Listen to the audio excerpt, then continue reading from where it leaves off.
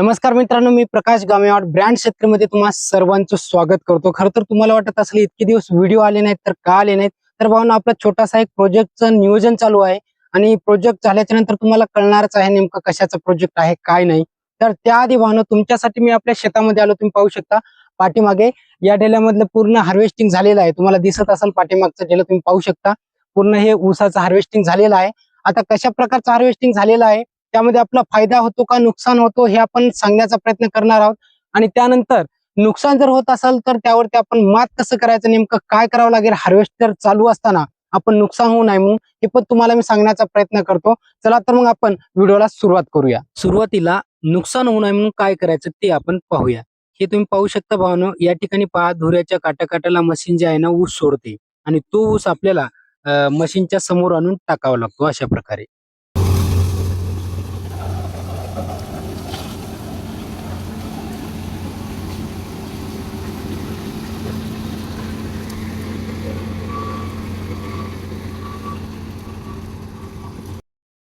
आणि ऊसाचं नुकसान होऊ नये म्हणून आपल्याला एक काळजी घ्यावी लागते भावांनो। जेव्हा तुमच्या शेतामध्ये मशीन असते ना, त्यावेळेस तुम्हाला दोघं तिघ जण त्या मशीनच्या सोबत राहावं लागतात। एक तर या धुऱ्याच्या काठाला आणि एक पलीकडल्या धुऱ्याच्या काठाला आणि एक मध्यंतरी, म्हणजे मशीनकडे लक्ष देण्यासाठी दुरून तुम्हाला ऊस कुठं कुठं पडलेला आहे हे तुम्हाला पाहावं लागते।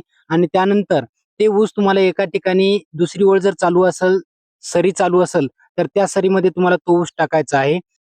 आमचा या ढेल्यातला पूर्ण ऊस झालेला आहे भावांनो, तोडणं म्हणजे हार्वेस्टिंग झालेली आहे आणि काटाकाटाला थोडा ऊस राहिला होता, त्यामुळं आम्ही तो ऊस असं सरीमध्ये टाकला आणि त्यानंतर मशीनवाल्याला तिथून मशीन फिरवायला लावली।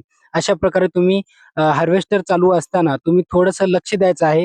हे जे पूर्ण ढेलं पाहताय, आता त्याची हार्वेस्टिंग झालेली आहे आणि हार्वेस्टिंग झाल्याच्या नंतर तुम्हाला दाखवतो नुकसान कशा प्रकारचं होते। तुम्ही पाहू शकता, हे पहा हार्वेस्टिंग झालेली आहे। हे जे पूर्ण हे ऊस पाहताय तुम्ही या ओळीमध्ये पहा, हे पहा हार्वेस्टिंग झाल्याच्या नंतर एवढं नुकसान, म्हणजे ओळीला असे धांडे तुम्हाला सापडतात ऊसाचे। तुम्ही पाहू शकता आम्ही काय केलं, हार्वेस्टिंग चालू असताना त्याच्या समोर समोर धांडे नेऊन टाकलेत आणि आता तुम्ही पाहू शकता इथं तुम्हाला मी दाखवतो।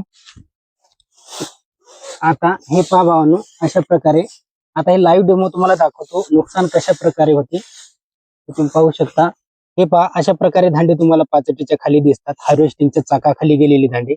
आणि त्यानंतर आपण आणखी पाहू, म्हणजे इथं तेवढे नाहीत भावांनो, तुम्ही पाहू शकता या ठिकाणी तेवढे धांडे सापडणार नाही तुम्हाला। हे पहा इथं पण सापडले, आता सापडणार नाहीत म्हणलं तुम्हाला। हे पहा असे धांडे तुमच्या ओळीमध्ये राहतात, तुम्ही पाहू शकता।